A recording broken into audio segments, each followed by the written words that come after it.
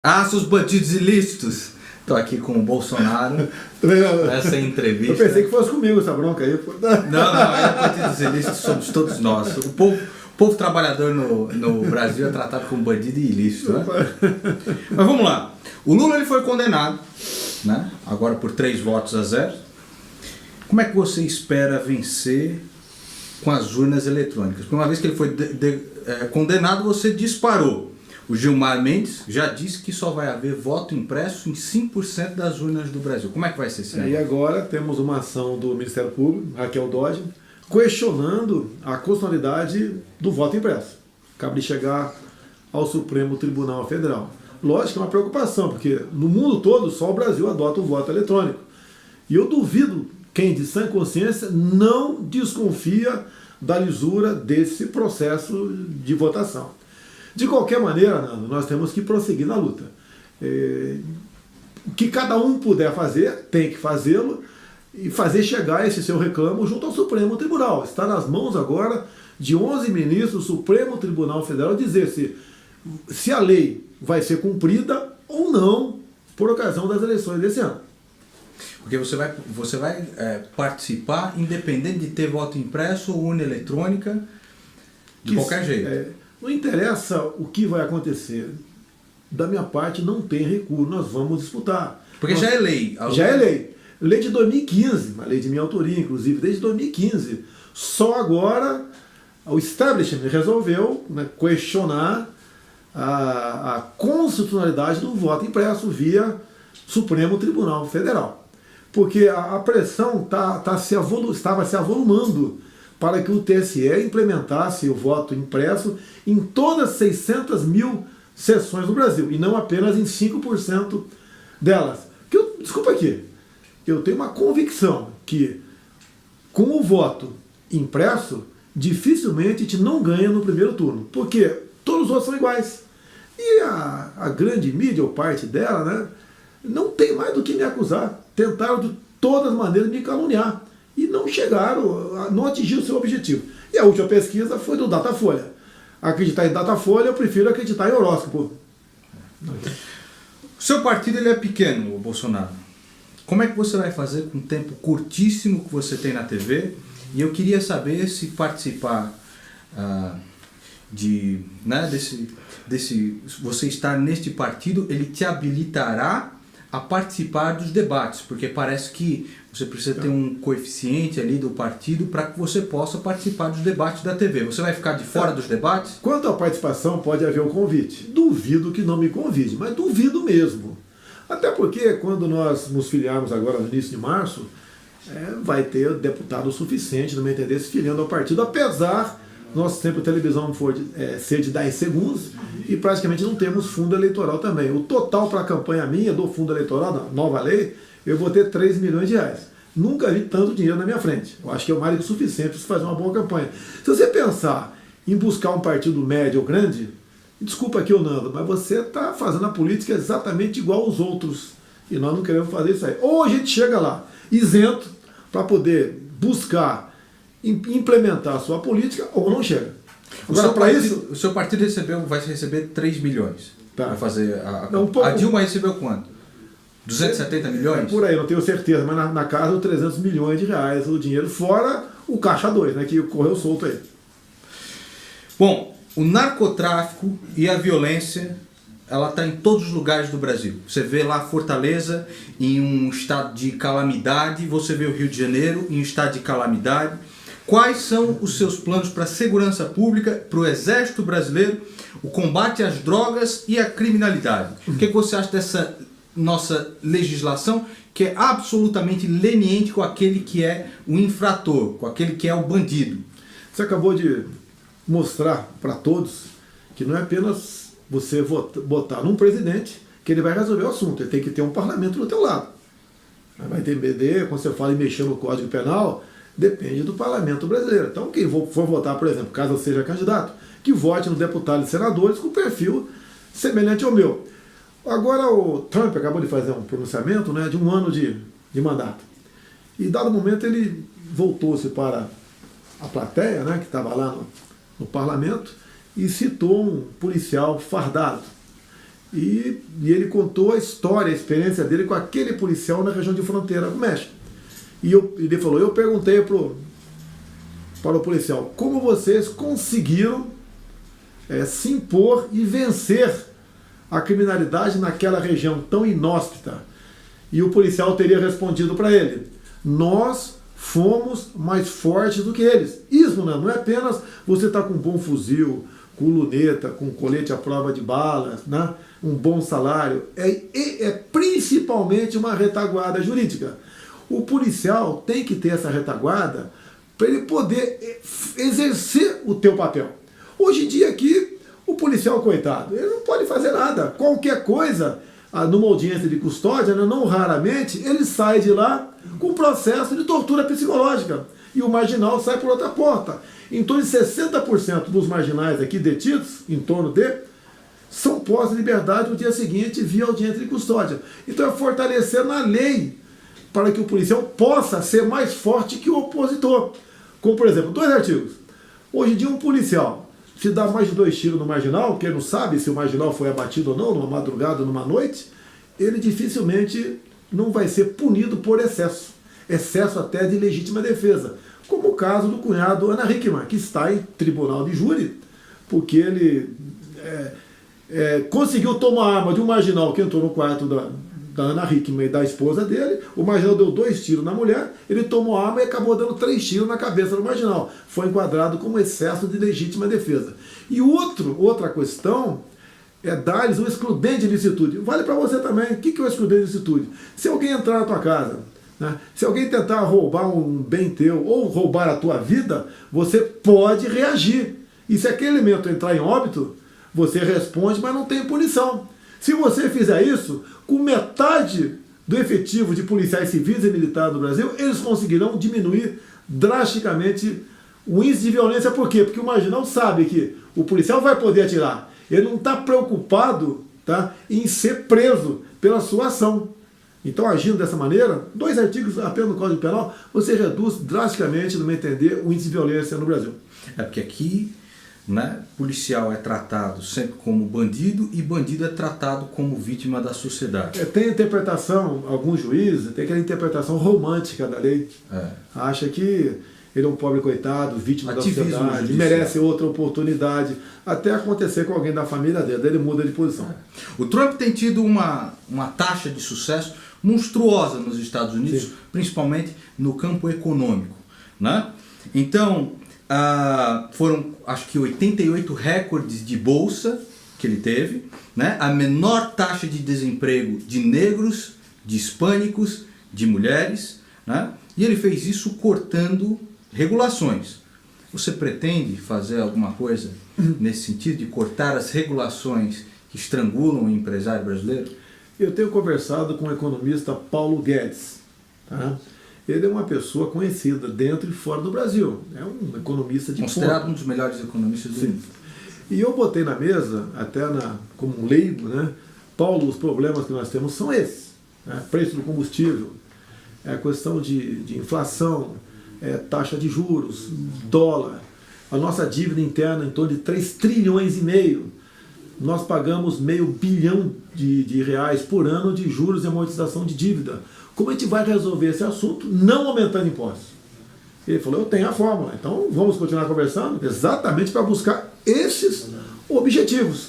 A questão da regulamentação é o que, no meu entender, é o mais fácil para ser feito, que depende basicamente de um decreto presidencial, muitas vezes, de portarias de ministeriais. Isso seria possível fazer sem o apoio do Congresso? Sem apoio zero do Congresso, você faz isso. Tá? No Brasil é muito comum, quando alguém está fazendo algo de errado, né, 1% faz de errado e 99% não, o pessoal cria uma nova regulamentação para pegar aquele 1%, mas prejudica os 99%. Para você abrir uma empresa no Brasil, você leva 3 meses para fechar a mesma coisa. Vamos facilitar isso aí, 1 semana, no meu entender, é mais do que suficiente. E temos que, ao buscar isso, você está valorizando o empreendedor. Que hoje em dia, por exemplo, eu queria abrir um pequeno negócio comigo um tempo atrás. Quando eu fui ver a burocracia e os riscos para, caso não der certo, demitir um funcionário, eu falei, não, estou fora. Até na cadeia de poupança, que dá muito pouco, é mais vantajoso para você. Tem um país onde você, quando tem dinheiro, é mais fácil aplicar na bolsa, no mercado financeiro, porque você não vai ter dor de cabeça e vai ganhar alguma coisa. Nós falamos a respeito desses impostos que você pretende cortar, né? Impostos, regulações, etc., que é uma coisa que o Brasil precisa. Eu acredito que isso seja essencial para o Brasil crescer. Você pretende cortar ministérios, porque nós temos pastas inchadas, uma série de ministérios ali, etc. Você tem algum plano para cortar ministérios? Olha, eu já fiz uma análise preliminar, né? No máximo 15 ministérios. Com todo respeito que tenho a você, Nando, e aos teus telespectadores aí. Se eu pedir para você me dar rapidamente o nome de meia dúzia de ministros, você tem dificuldade, você não sabe o nome. Se eu não me engano, são 32. Então você tem que diminuir e dar poderes a esse ministro e ter uma indicação técnica. Você pode ver, eu costumo dizer, como exemplo, para que Ministério da Cidade? Você pode pegar o dinheiro diretamente do governo e entregar nas mãos do respectivo prefeito. Esse é um exemplo. Por que Ministério da Fazenda e Planejamento? Eu vejo brigas em Brasília. Um partido político indicou o Ministério da Fazenda, outro do Planejamento. Então começam a brigar entre si. Então você tem que ter um ministério técnico e enxuto. Você acredita que, como presidente, isso é possível de fazer? Ou você vai precisar de um apoio gigantesco com o Congresso? Porque você vai precisar entrar naquela política de coalizão, de dar para cá, eu te dou isso, você faz isso. Todo jornalista tem feito essa pergunta para mim. Como é que você pode fazer um governo diferente do que está aí sem a tal governabilidade, que é sinônimo de corrupção? Ok? Então o cara entrega os ministérios, entrega diretorias de banco, estatais, em troca do apoio do Congresso. Eu costumo dizer, primeiro, se é para fazer a mesma coisa, eu estou fora. Eu não quero ali ter problemas no banco dos réus no futuro, não quero isso daí. Agora eu acho que dá para você fazer. Tem muito deputado lá, acredite se quiser, que se convenceu que essa forma de fazer política não dá certo, porque afinal de contas, nós estamos vendo aqui o desenrolado, vimos no mensalão, estamos vendo o Lava Jato. Quem quer estar naquela situação? Ninguém quer, tá? Agora eu sei que é uma tentação muito grande as facilidades que você tem em Brasília. O próprio Alberto Youssef, em um dado momento, você acha isso no YouTube, né? Ele diz que pro meu ex-partido tinha gente que ganhava por mês 250 mil reais. É uma tentação enorme. Mas vão pagar o preço. É o primeiro que vai ser julgado agora do meu ex-partido. Então isso daí o pessoal está se convencendo que não dá para continuar fazendo política dessa forma. Até a maneira como está economicamente o Brasil. Para que você vai querer o Ministério do Transportes se você, da maneira como está indo economicamente, você não vai ter a partir de 2019 dinheiro para comprar 1 metro cúbico de asfalto para tapar buraco. Temos esse problema seríssimo pela frente. Não é apenas a questão da Previdência. A Previdência tem problemas? Tem. Agora, todas as áreas do governo têm problemas e você não tem como resolvê-lo sem que você bote uma pessoa técnica lá. Me permite alongar. Hoje em dia, se o Temer liga para o ministro X e queira implementar uma política naquele ministério, o ministro vai retornar ao presidente. Eu recebo ordem aqui do líder do meu partido, não é de você. E é bom tu ficar quieto, senão você não vai ter seus 30 votos para a reforma da Previdência. É assim que funciona a governabilidade no Brasil. Quando fala do Paulo Guedes, o economista, é um cara que entende. Como, por exemplo, quem vai ser meu ministro da Defesa? Vai ser um general do último posto dele, da graduação. 4 estrelas. É chamado 4 estrelas, né? É um general de exército, tenente brigadeiro do ar, ou almirante de esquadra, uma pessoa da área. Não, por exemplo, atualmente, Raul Jungmann. É desarmamentista. Não dá, não tem como dar certo realmente o Brasil com essas indicações políticas. O preço dos combustíveis no Brasil, ele é sempre absurdo. A Dilma foi tentar fazer uma maracutaia lá para deixar o preço mais baixo, né? E se danou e a gente está tendo que pagar essa conta aí hoje de qualquer jeito, né? Existe algo que o presidente da República possa fazer a esse respeito? Privatizar a Petrobras seria Olha, eu caminho, alguma coisa do tipo? Tudo que eu faço daqui para frente, eu procuro no economista. Rapaz, não tem problema. Seria o Paulo Guedes. É o Paulo Guedes, né? Paulo Guedes, o preço do gás, por exemplo, está caro, né? Combustível. Você vai no Paraguai, está 2,60 num posto BR nosso, Paraguai. Aqui a gasolina está mais de 4. Né? Como é que a gente faz isso? Daí ele falou, não podemos ter nada sobre, falando de subsídio. Eu concordo Concordo contigo. E o preço dos impostos? Não dá para diminuir um pouco isso daí? Para dar até um refresco pessoal?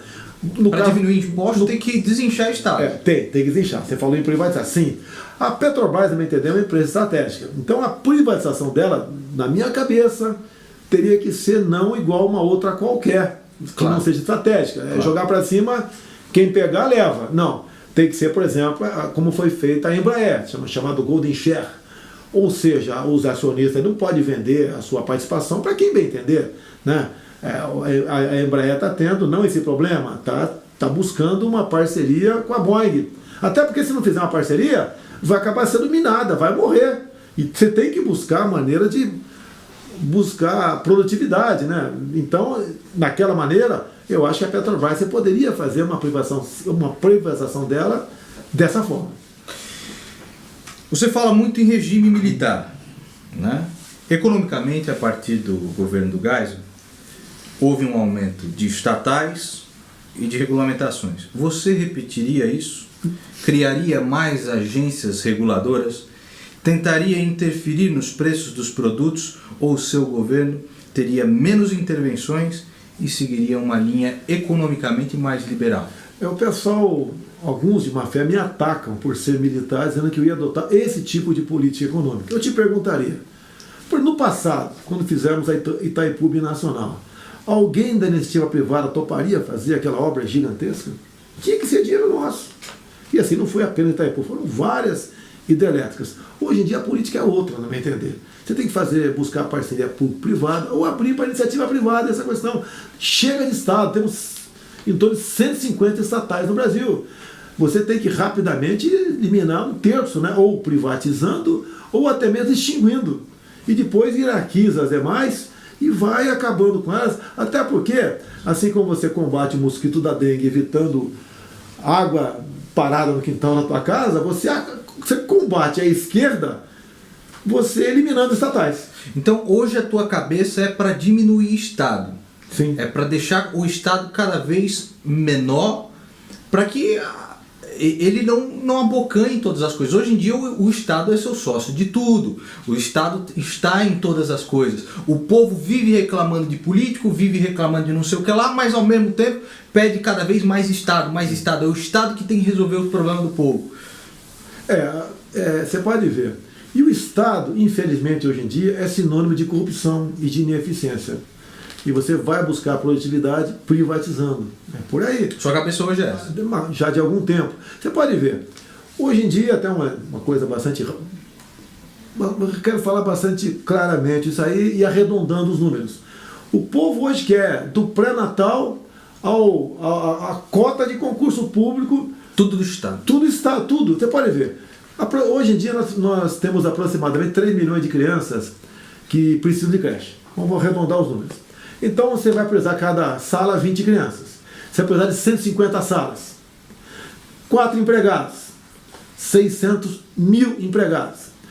3 mil reais de salário aproximadamente, levando-se em conta encargos trabalhistas. 1 bilhão e 800 milhões por mês. Multiplica por 13, em torno de... chega próximo a 25 bilhões de salário por ano. Agora você agrega isso daí. Roupa para criança, alimentação, energia elétrica, aluguel. Tá? Você vai gastar 40 bilhões por ano. O Brasil tem como ter 40 bilhões de reais nem para tapar buraco. Tá. Mas como é que você vai ganhar uma eleição sem mentir? Esse é o grande Porque problema. o negócio é você chegar e falar, eu vou fazer um monte de creche, eu vou fazer não sei quantos, eu vou dobrar o salário dos policiais, eu vou dobrar o salário dos professores e tal, e o povo cai nessa esparrela toda. Como é que você vai vencer uma eleição cair de novo. Sem mentir? Vou acabar não chegando lá então. Eu costumo dizer, eu pretendo fazer não só um programa de governo, né, que é feito muitas vezes com dinheiro, né, para você ter um bom programa para apresentar a população, né? E também mentindo. Eu vi na campanha última os candidatos, a Dilma falando, vou construir 6 mil creches.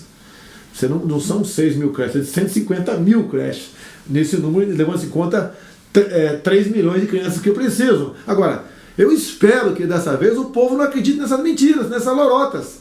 Porque o pessoal mente e é comum, olha, se eu não mentir, o outro vai mentir, vai ganhar o voto, então vou mentir eu. Nós não vamos adotar essa linha. Como é que você lidaria com governos canalhas, com governos narcotraficantes, que tem conluios com narcotraficantes, como da Bolívia, como da Venezuela, como as desgraças de Cuba. Como é que você lidaria, e você vai ter que lidar caso seja presidente, com esta máfia nojenta da América Latina? Diferentemente do que o PT fez, né? O PT não era governo ainda, em 90 criaram o Foro de São Paulo, onde se reuniram. Onde eles se fortaleceram. Fortaleceram não só apenas partidos políticos, bem como grupos, como as Farc fizeram parte do Foro de São Paulo. Ou seja, um grande acordo. Os narcotraficantes, que hoje é o problema lá em Fortaleza, é o problema no Rio de Janeiro. Um grande acordo entre eles, eles se ajudam para chegar ao poder. Você vê vídeo do Zé Dirceu falando claramente, quando começou o Foro de São Paulo, quem poderia imaginar todos nós chegarmos lá? E chegaram. Graças a Deus aconteceu aí o mensalão, graças a Deus. Olha o que eu estou falando aqui. E graças a Deus foi descoberto o petrolão também. Porque se não descobrir, ele estaria até hoje, ele estava fudido. Todas essas acusações verdadeiras contra o governo do PT. Até porque se os delatores entregaram bilhões de reais ressarcidos, os cofres públicos, é sinal que muito mais do que isso foi desviado. Está enviado. Então, tá mais do que taxativo você usar a máquina do Estado, estatais, para atingir seu objetivo. E mesmo assim, eu não acredito em 35%, mas pelo menos 20% do eleitorado brasileiro ainda vota no PT e acha que o Lula é vítima disso tudo que está acontecendo aí. Nós aguentamos, Nando, mais 4 anos de PT ou de outro partido qualquer. Não aguentamos mais. Não aguenta mais. Acabou o Brasil. Se tiver mais um presidente socialista nesse país, o que você acha que acontece? Nós vamos para Venezuela e para Cuba. Ok? Você vê que depois de anos e anos e anos de Rede Globo doutrinando as pessoas com a mentalidade progressista, uma coisa inesperada aconteceu. Você vê essa onda conservadora do brasileiro para tentar resgatar essas raízes daquilo que é bom, daquilo que é imutavelmente bom. Como é que você vê essa nova onda conservadora, né, no Brasil? Diversos jovens aí negando, rejeitando a mentalidade progressista e se considerando conservadores de fato, apegados à família, à tradição, à religião, etc. A valores nacionais. Como você vê isso? Lógico que eu fico feliz com isso. Eu cheguei em 91 em Brasília. Eu era sozinho contra tudo aquilo. E era taxado de maluco, né? Rotulado de ditador, torturador, tudo que você possa imaginar. E eles, como estando do lado certo, faziam até uma contraponto aí o Lamarca. O Lamarca, aquele grande guerrilheiro, Che Guevara brasileiro, buscando aí a distribuição de renda, o mundo perfeito. Eu sofri tudo isso. Respondi uns 30 processos de cassação. Nenhum por corrupção. Tá? E vejo com bons olhos a chegada dessa, em especial, garotada. Hoje em dia, em torno de 40% da garotada, entre 16 e 24 anos, me apoiam. E eu sou o único diferente desses todos os outros candidatos que estão aí. E essa força da garotada é muito bem-vinda. Eles deixaram de acreditar na perfeição hipotética, aquele mundo maravilhoso que só a esquerda prega. Você não é um cara perfeito também. Não, lógico que não sou. Ninguém é, porra. Eu sou diferente dessa turma que está aí, completamente diferente. E, inclusive, quem não gosta de mim, o direito dele, sabe que eu sou diferente dos outros, e ponto final. Agora, eu tenho uma esperança. Eu acho que, desculpa aqui, eu acho que acontece comigo é uma missão de Deus, só pode ser. Que afinal de contas, Nando, eu não tenho partido, não tenho fundo partidário, não tenho tempo de televisão, não tenho nenhum governador comigo, não tenho nada comigo a não ser o povo. E a gente está caminhando realmente para uma situação que estamos apavorando. É um rio de jacarés. Pô, e o povo espera se agarrar no palito de fósforo para sair dessa. Exatamente. Né? Porque você não acha que é também um peso gigantesco? Às vezes você não fala assim, eu quero perder essa porra logo de uma vez, porque é um peso imenso, um povo inteiro depositando essa esperança, e a gente sabe que o negócio é muito mais complexo, mas um povo inteiro depositando esperança em Jair Bolsonaro. Você não acha que é um peso gigantesco que às vezes você fala assim, eu quero largar essa merda toda que se foda, essa porra toda aqui? Não, do que acontece, em especial no interior do Nordeste, todo dia chega dezenas, né, de imagens e de fotos de pessoas inaugurando outdoor com o meu nome. É o povo mais humilde, mais sofrido, mais pobre até, tem do bolso deles. Essa força. do bolso deles. A Folha de São Paulo começou a ligar, o pessoal começou a mandar informação no WhatsApp para mim, ligando para você, por exemplo, está lá no interior lá da Bahia. O seu Nando, o deputado deu dinheiro para você fazer esse outdoor? Isso aconteceu, a Folha foi atrás para saber. E dinheiro da onde? Os caras estão tentando achar pelo em ovo, os caras querem tudo para te fuder. Isso está vendo. O primeiro estado, por exemplo, que me deu na frente do Lula foi Santa Catarina. Tá? Hoje em dia, segundo o Paraná Pesquisas, eu ganho do Lula ainda, né? Em 4 regiões do Brasil, perco apenas no Nordeste. A diferença é grande lá, nos finalmente dá o Lula na frente. Mas nós estamos reagindo. Essa porra tá fudida já, 3-0, essa porra. Espero que. Eu acho que não tem solução para ele. Não tem solução. Não tem solução só essa porra desse país aqui foi de brincadeira mesmo. Vira bagunça. Lá. E se resolver, conceder a elegibilidade. Isso não tem cabimento. Isso daí. E dado o que aconteceu. E vem outra burdoada dele agora na questão do. Não tem mais pra fazer de Lula. Entendeu? Mas o PT vai ter um candidato, com toda certeza. Vai colocar lá outro poste que nem Dilma Rousseff, entendeu? Mas Lula acabou, e como todo partido comunista, socialista, quando tira um homem forte, acaba o partido logo. Só lutando democracia, mas só tinha uma liderança lá, né? Só tinha uma liderança, é Lula. Ele é o não dividia nada chefão, é o dom, é o capo. Tanto é que todo mundo se apega nele, faz essa onda toda aí, critica o judiciário, critica aí os integrantes do Ministério Público, da Justiça Federal, etc., porque sabe que o Lula caindo é igual a rainha no jogo de xadrez. Eu falo isso porque eu tô de saco cheio. Eu às vezes não vou mais gravar essa merda, não. Foda-se essa porra toda. E eu fico de saco cheio. Você teve o quê? 2 capas da Veja com você. Uma capa de Isto É. Capa de Isto É. Folha fudendo direto. Globo também. Folha, páginas inteiras. Sem contar tentando achar pelo em ovo, toda hora. Tá? É o tempo todo. Até você pode ver. Me permite só falar um caso, só um caso. Que fui das acusações aqui. A questão que eu teria uma funcionária fantasma lá em Angra dos Reis. Certo. Primeiro que é um distrito. Vila História de Mambucaba, um lugar de gente pobre, humilde. E a Folha esteve lá no dia 10 de janeiro. Daí procurou a minha funcionária, não achou. Daí, funcionária fantasma, que vende açaí. Pô, a loja de açaí está em nome da irmã dela. A razão social é o nome da irmã dela. E daí você vai no suplemento ao boletim administrativo 241 de 19 de dezembro e publica ali as férias da minha funcionária, ela gozar entre 26 de dezembro e 20 de janeiro. Então, dia 10 de janeiro, ela estava de férias. Nem eu quero saber onde ela está. Quem dirá a Folha? E foram lá e rotularam a mim de ter uma funcionária fantasma. Não tiveram cuidado de procurar saber. Eles mostram essa porra depois? Não, eles não mostram. Lógico que não mostram. É a mesma coisa a questão do meu patrimônio. O Janot dá um parecer aqui que meu patrimônio é legal. A Folha diz que não concorda. Mostra lá o parecer, Janot. Ok? Não concorda. A questão do auxílio moradia é a mesma coisa. É legal. Eu te pergunto, onde está a ilegalidade? Agora, se você achar que é imoral, é outra história. Grande parte dos homens e mulheres de imprensa no Brasil recebe como pessoa jurídica, não como pessoa física, para fugir do imposto de renda. Mas é legal? É. Porque parece que tem político aí que tem imóvel de 100 mil, o cara não declara nada. Os teus imóveis estão declarados ou não estão? Tem algum que não está declarado? Não, todos declarados. Eles foram em cima do meu imposto de renda. Então os caras estão pegando um negócio que está declarado. Mas é lógico. Eles estão pegando um negócio que todo mundo ali recebe ou auxílio moradia ou a galera recebe como é que é? Apartamento funcional. Eu já falei aqui, eu acho que político deveria receber uma puta de um pirulito. Toma aqui um pirulito no final do mês.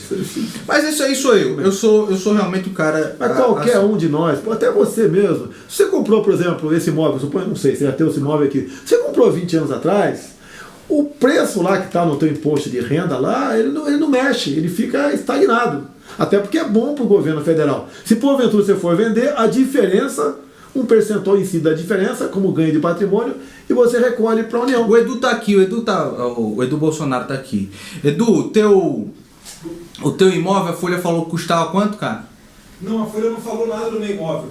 Ah, é? Ela só botou no bolo só. Botou no bolo. Porque foi recém-adquirido. Você financiou quantos por cento daquela porra? O dele é financiado. Até porque você comprou quando esse imóvel? Você comprou quando? No ano passado? É que assim, eu estava desenrolando inventário com um advogado. Levou mais de 2 anos? Levou 1 ano e meio. 1 ano e meio. Então tá mais ou menos o preço atual. Tem imóvel mesmo de 30 anos atrás. E lógico, está um valor lá fixo, de acordo com o imposto de renda de 95, como quando começou o real, está um valor fixo. 100 mil reais, você vai procurar hoje, vale 1 milhão. E a folha, é a folha mesmo que avaliou. A folha mesmo que avaliou, tá certo? E daí bota o valor lá e tudo bem. Tanto é, se você for analisar aqui, ó, o próprio documento aqui da Conselho Federal de Corretoras de Imóveis, ele diz claramente aqui que desconhece quem prestou as informações e é norma deles Mostra lá, não divulgar o valor dos imóveis, exatamente para não prejudicar ninguém. Tá? E está escrito aqui, eles não divulgam. A não ser que você bote seu imóvel à venda, daí sim eles dizem, avaliam o valor do teu imóvel. Fora isso, não. Posse de arma de fogo. O povo acha que quando Jair Bolsonaro, se Jair Bolsonaro for presidente, todo mundo vai comprar arma, e a criança pega uma jujuba, já pega uma 38 do lado, entendeu? Todo mundo vai ter arma, como é que vai funcionar esse negócio? Como seria isso? Porque o povo acha que você chegar lá, presidente da república, vai chover arma junto com, sei lá, qualquer merda de chuva. Nós fizemos um referendo há pouco tempo sobre a comercialização de armas de fogo e munição no Brasil. E em torno de 65% da população votou favorável a caso você queira comprar uma arma, né, munição, você pudesse fazê-lo. O governo do PT simplesmente ignorou essa vontade popular. No período dito militar, de 64 a 85, você comprava a tua arma na mesbla e dava de presente para o teu pai, sem problema nenhum. E tem muita gente que votou não no referendo, né, para que você pudesse ou não, para você poder comprar arma de fogo, mesmo ele não querendo comprar. Hoje em dia, Nando, quem quer fazer besteira, compra a arma de um dia para o outro, até fuzil, basta você ter dinheiro. Ou você busca lá fora ou compra aqui dentro. Agora, cidadão de bem, não tem como comprar a tua arma, é praticamente impossível, porque passou a ser subjetivo o direito de você comprar arma de fogo. Você tem que comprovar a efetiva necessidade. E você, a Polícia Federal, orientada pelo Ministério da Justiça e pelo respectivo governo, simplesmente dificilmente autoriza a comprar uma arma. Então o que eu quero é o seguinte, que o cidadão de bem exerça o decidido no referendo, caso ele queira comprar uma arma de fogo. Logicamente, alguns poucos critérios. Mas se você quer comprar uma arma, até maior de 21 anos de idade, quer comprar uma arma, você vai comprar e vai ter dentro da tua casa. Eu já disse aqui várias vezes que eu não acredito que o presidente da República mude o Brasil. Nós precisamos de uma mudança de baixo para cima, do povo até chegar ao poder. Mas o povo vê uma esperança muito grande em Jair Bolsonaro. Eu quero saber, você vê alguma possibilidade, em um outro candidato fazer um bom governo? Eu não sei, Marina Silva, Alckmin, Luciano Huck. Vocês acham que existe, né, alguma possibilidade de algum presidenciável tirar o Brasil desse buraco? Desses nomes que estão aí, eles são muito parecidos. O único pré-candidato verdadeiro sou eu, que eu estou há 3 anos nessa briga. Os outros estão esperando, né, o que poderia acontecer com o nome dele para tomar uma decisão. Eu tomei uma decisão, eu vou ser o candidato do povo brasileiro. Comigo não tem recuo, nós vamos até o final nessa caminhada. Os outros não. Eu pretendo, quando começar os debates, né, começar o período eleitoral propriamente dito, 45 dias antes, eu já tenho meus 15 ministros definidos. Os outros vão ter um ou outro ou nenhum. Por quê? Eles vão esperar terminar as eleições, caso ganhe, daí vai para o cantinho, lá para a Granja do Torto, chama os líderes partidários, você é do partido X. Quais ministérios quer para você me apoiar? Você é do partido Y, quer quantos ministérios, ou quantas diretoria, ou quantos estatais para me apoiar? Vai continuar fazendo exatamente a mesma coisa. E chamo isso de governabilidade. Para mim, governabilidade é você indicar as pessoas certas para aqueles ministérios. Tá? Então não vejo no quadro, nesse que se apresentaram até agora, ninguém com essa possibilidade de começar a desfazer o que a esquerda, o PSDB e o PT fizeram ao longo desse tempo todo, né, e começar a solucionar os problemas do Brasil. O meu amigo Spider, ele tem um canal no YouTube, se chama Spider Consense. Ele fez aqui algumas perguntas. Esse aqui é o Bolsonaro do futuro perguntando para você, ó. aqui, ó, Jair Messias Bolsonaro, tá ok? Aqui é o Bolsonaro do futuro, tá ok? Eles estão tentando de tudo pra me tirar do governo, tá ok? O que você pretende fazer pra evitar isso? Daqui a pouco eu pego o DeLorean e volto. Bolsonaro do futuro falando pra você. O Spider, como eu não estou fazendo nada de errado, né? Exatamente por isso querem me tirar. Mas com a ajuda da população, você fazendo as coisas certas, Você acha que vai ter o apoio da população nessas horas difíceis? Porque aqui no Brasil o cara fez uma medida impopular, o povo cai um cacete pra arregaçar. Olha, você acha que vai ter essa... Olha, eu costumo dizer, como eu já estou com mais de 60 anos, né, eu já estou no lucro. Então, eu estou aqui nessa luta. Logicamente, é um transtorno, é muita dor de cabeça, é problemas até familiares, você leva para casa sem querer, mas alguém tem que tentar mudar o destino desse Brasil. Nós temos tudo aqui para ser uma grande nação. Tem outra dele aqui, ó. Olha, Bolsonaro, gostaria de pedir um favor pra você. Eu queria saber, se caso num debate, qual seria a primeira pergunta que você faria pra mim? No debate, qual é a primeira pergunta? Tu já saiu da cadeia?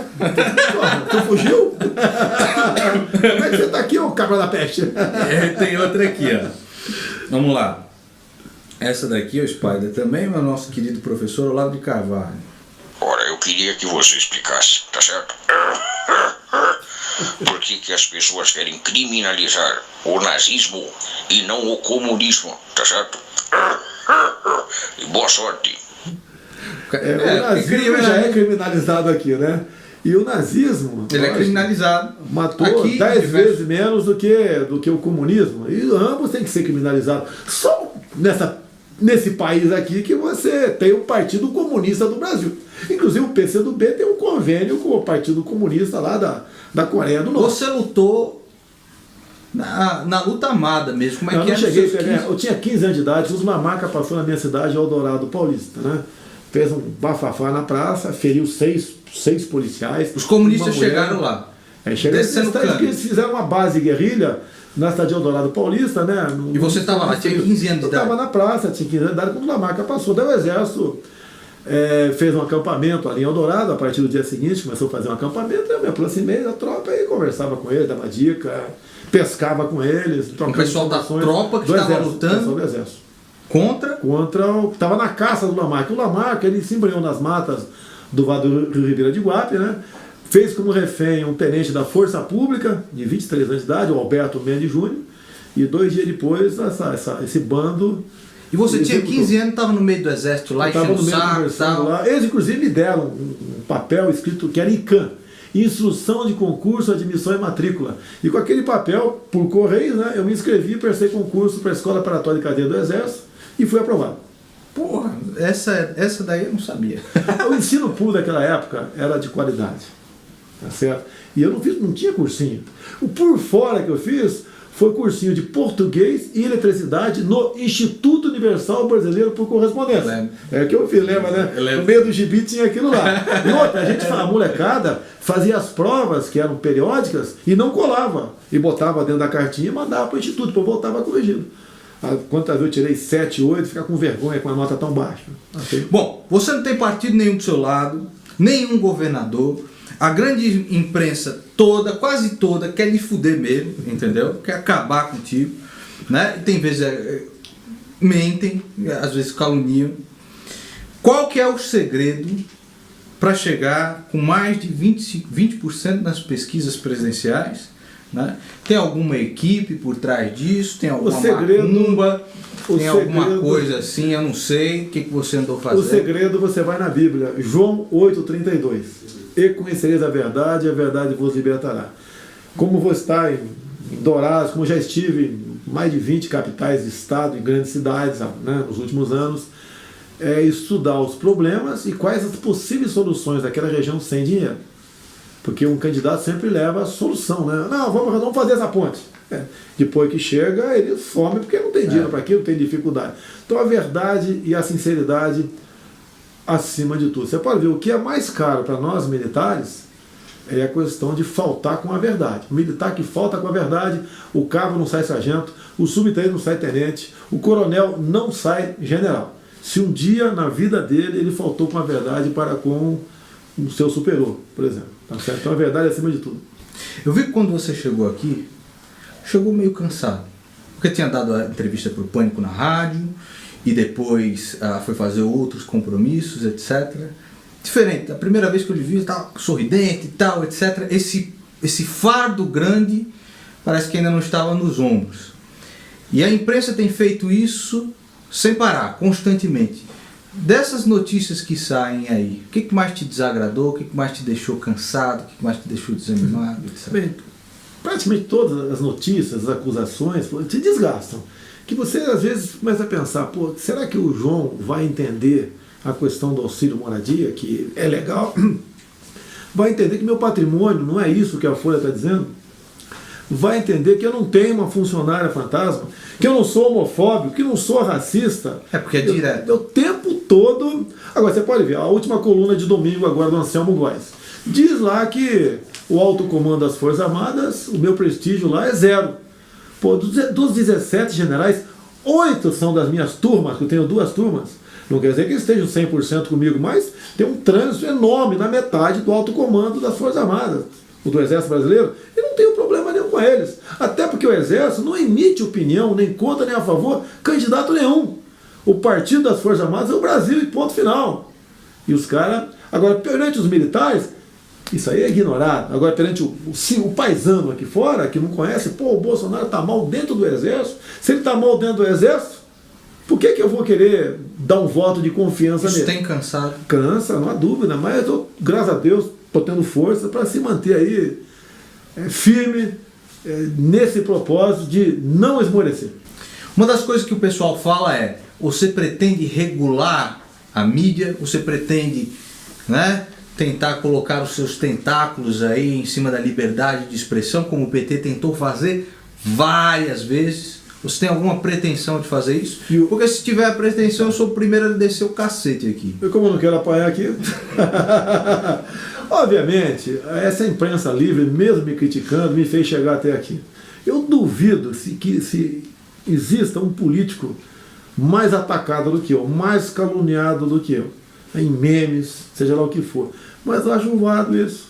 Até porque a população vai aprendendo aos poucos fazer o devido filtro. O que é verdade e o que não é. É dessa maneira que nós aqui vamos conseguir um dia uma democracia razoável. Até acho que você deveria processar mais os caras. No exame internacional do PISA, com 70 países, o Brasil sempre ocupa as últimas posições. Ao que o senhor atribui esse péssimo desempenho dos nossos jovens? Você mudaria alguma coisa no Ministério da Educação? Você vai militarizar as escolas? Nós vamos ter ali os meninos em tudo de farda agora? Como é que vai ser?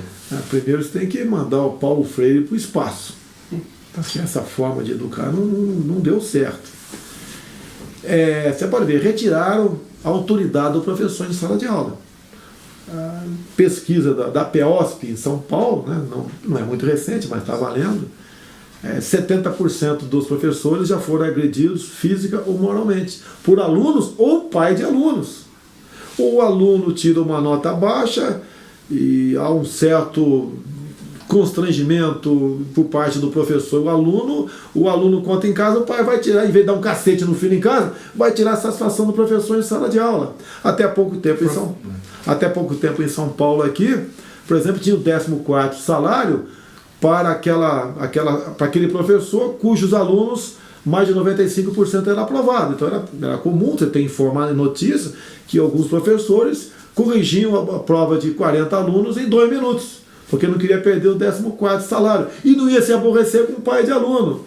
E também tivemos depois a aprovação automática. Chegou a esse nível. Você quer que a molecada faça o quê? Termina no Enem, a prova do PISA, muitas vezes uma regra de 3. $1 vale R$3, $4 vale quantos reais? 70% erra. Interpretação de texto. O cara leu o primeiro parágrafo, né? Terminou de ler o segundo, que se entendeu no primeiro. Ele dá risada e não sabe. 70% também. E a questão de ciências, são as 3, né, disciplinas cobradas. É isso daí, uma vergonha, um vexame. Se você não mudar o currículo escolar e dar o direito ao professor a exercer sua autoridade, não chega a lugar nenhum. Tanto é que você falou, escola militarizada. Bem, se você quisesse, você poderia fazer em todas, não tem militar para tudo isso. Mas as escolas militarizadas, do estado do Amazonas e Goiás, o percentual de aprovação para universidade e faculdades, eles estão na frente das escolas até particulares. É a melhor educação. Porque lá dentro tem hierarquia, tem disciplina. O aluno não mexe com o telefone celular durante o intervalo, não tem como ele fumar um baseado, fazer uma bagunça lá no intervalo também, em sala de aula. E outra coisa, que é importante, tem um assessor meu aqui, mas não trabalha comigo, não fala que é meu assessor, né? O Gil Carteiro. Ele falou que muitas vezes na Fundação Casa, a FEBEM, essas casas, o moleque está lá e daí aplica-se uma pena alternativa. O moleque vai para casa, mas tem que ir para a sala de aula. Esse moleque, como não tem recuperação, ele vai para a sala de aula tocando barata voa na sala de aula. Ou seja, prejudicando os outros 30 que querem aprender. Isso não é democracia, você não vai retirar da miséria a população através do saber, do conhecimento, com esse garoto infernizando a vida de todo mundo na escola. Essa aqui é para terminar a nossa entrevista aí. Eu espero que você, bandido ilícito, né, esteja aproveitando, né? Deixei de falar aqui o máximo de tempo possível, né? Não interrompi nenhuma vez. Mas vamos lá. Se você perder, que é uma possibilidade, ainda mais com essas urnas eletrônicas aí, com essa urna da Smartmatic, na votação da Dilma nós tivemos uma apuração secreta das urnas, etc. Se você perder, você acha que o Brasil aguenta mais 4 anos de socialismo? Olha, se perder para uma pessoa que tem um perfil semelhante ao meu, tudo bem. Ou até melhor do que eu. Eu costumo dizer, tem muita gente por aí, não entre os pré-candidatos, mas por aí, melhor do que eu. Mas está faltando ele sair da toca, sair da zona de conforto e enfrentar. Isso é o que tem. Eu sou um palito de fósforo É o que tem. para atravessar um rio cheio de piranha. É. Normalmente é isso daí, eu sou um palito de fósforo. É o que Reconheço isso, eu sei das minhas limitações. Né? Mas vejo nos outros pré-candidatos uma certa igualdade entre eles. Já buscam um acordo, ele já se vê certos pré-candidatos, já buscando atrair o PMDB, atrair não sei quem, não sei o que lá, pela governabilidade. Sabe que isso aí, na verdade, é a partilha do poder. Vão ter um excelente discurso que vai agradar a mulher, o afrodescendente, o homossexual, o pobre. Mas no final... Finalmente, é a mesma coisa que estamos vendo até o momento. O que tira o povo da miséria é o conhecimento. Ele entender que ele é que tem que fazer pelo Brasil e não o Brasil fazer por ele. Jair, Fernando, Deus te abençoe nessa empreitada, viu, irmão? Tamo junto E aí. espero que Deus abençoe a cada um de vocês e que vocês tenham gostado dessa entrevista que nós fizemos aqui com muita humildade para cada um que assiste aí o canal. Um grande abraço. Até Valeu. mais, ilícitos.